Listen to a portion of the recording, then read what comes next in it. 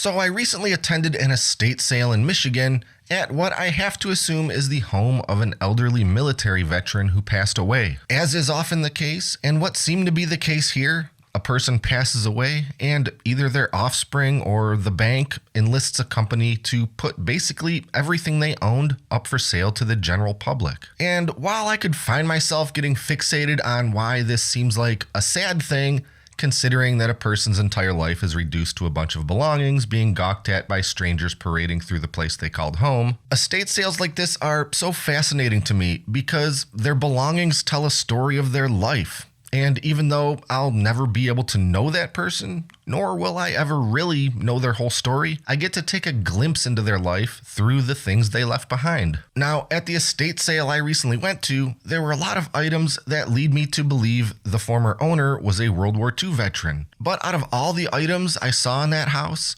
tucked away in the back corner of the basement, atop a folding table strewn with miscellaneous household items, was this unopened pack of Lucky Strike cigarettes. Clearly weathered from time, but in relatively great condition, I purchased this genuine artifact of American history for a mere $5. Or rather, I bought what I suspected was a World War II era pack of Lucky Strikes. Once I got home, I started doing some research to try and determine this for sure. Unfortunately, any sort of stamp or sticker that would clue me into its exact year of production is long gone, but there are some other characteristics that have allowed me to narrow it down, and I am now almost entirely certain that these are in fact from that period of time, and were likely acquired overseas and or on a military base. So here's how I narrowed it down and feel confident that this pack is from somewhere between 1942 and 1945. Right off the bat, I can say for certain that this pack was manufactured after 1941. That's because until 1942,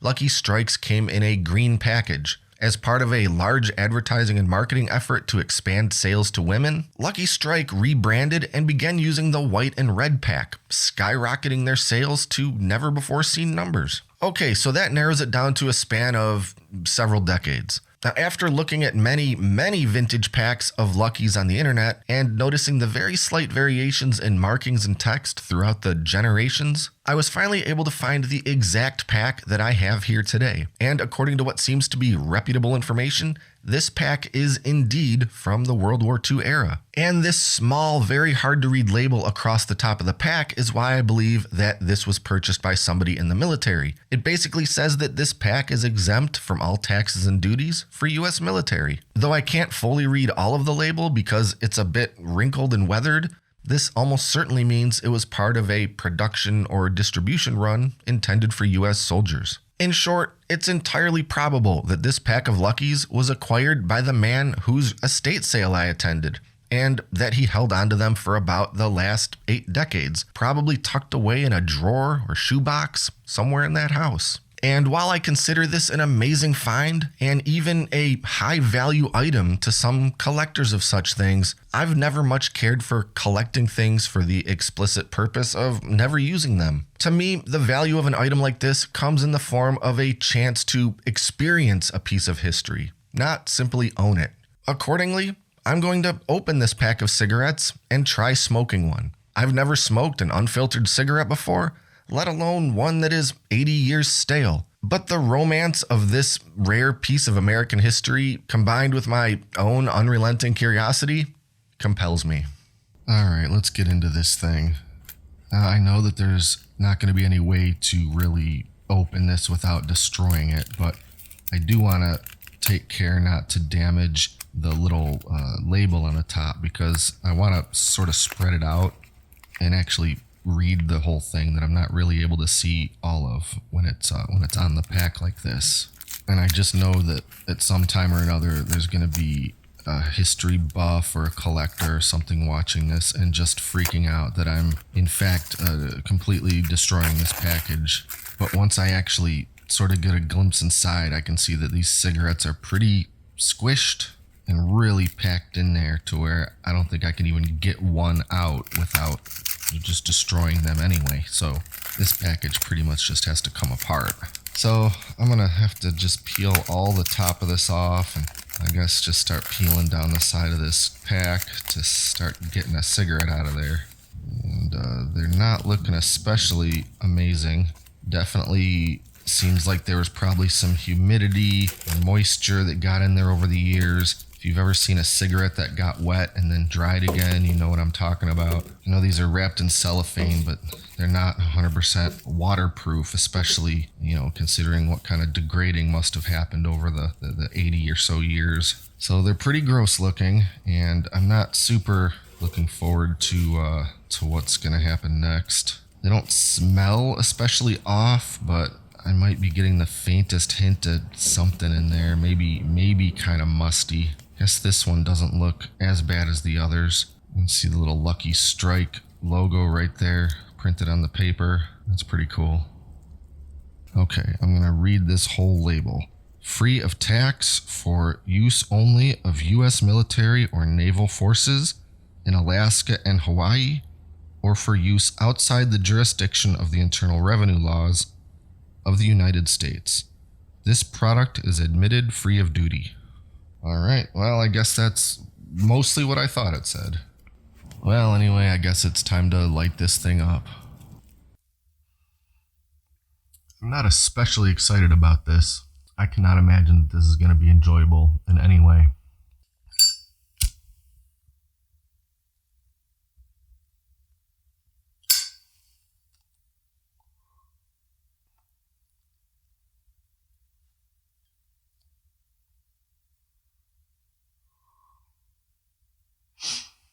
It's pretty gross. It's maybe not as disgusting as I expected it to be, but it's pretty gross.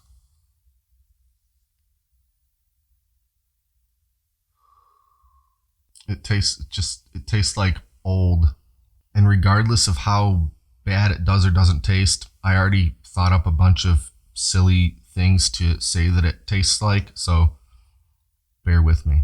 It tastes like if you put my grandmother's sofa in a crematorium and then sprinkled it on a burning tire. It tastes like smoking the shag carpeting from a conversion van in the 1980s. It's like if you put a dead squirrel in a drawer for 78 years and then lit it on fire. It's like if you scraped the inside of a truck's exhaust pipe and then spread it on a dirt sandwich and then tried smoking it. It's like if you walked into a warehouse fire and a piece of falling debris hit you in the head and then you went and smoked an 80-year-old cigarette from someone's basement. All jokes aside, there is something that feels special about this because most people these days will never really have a chance to know exactly what it feels like to get tuberculosis. I can't even bring myself to inhale more than about 20% of a puff on this because it's pretty foul. It really mostly just is dusty. I don't think it's mildewy or anything like that, but it's definitely very dusty tasting. But it didn't have me coughing or hacking or choking or wheezing or anything like that. So I guess that's a good testimonial for the longevity of a classic Lucky Strike. And I've got 19 more to almost certainly not smoke. But anyway, I did what I set out to do, and that's burn and smoke a small piece of history. So I guess that's about it. I hope you enjoyed this little walk through American history. And if you did, be sure to like and subscribe to stay up to date with all our latest stuff. Thanks for watching, and until next time, I'm John, and this is Great Lakes Country.